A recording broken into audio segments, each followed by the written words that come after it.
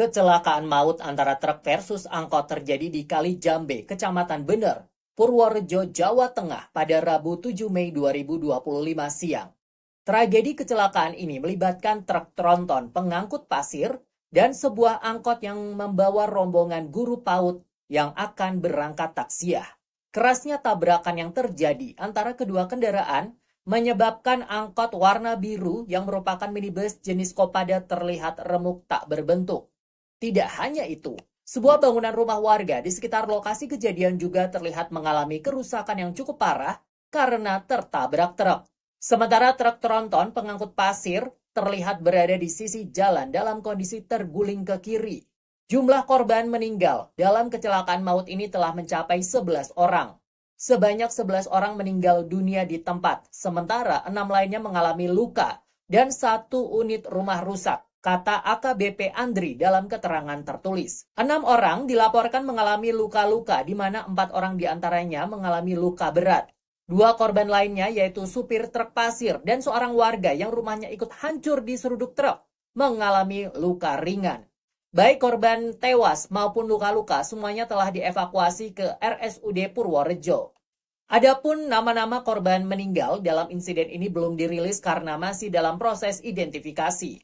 Adapun lalu lintas di jalur Purworejo, Magelang ini sempat dibuka tutup sementara selama proses evakuasi para korban. Kapolres Purworejo, AKBP Andri Agustiano menjelaskan kronologi kejadian. Mulanya, truk tronton pengangkut pasir melaju dari arah utara menuju selatan atau dari arah Magelang ke Purworejo ketika memasuki jalur menurun di desa Kalijambe.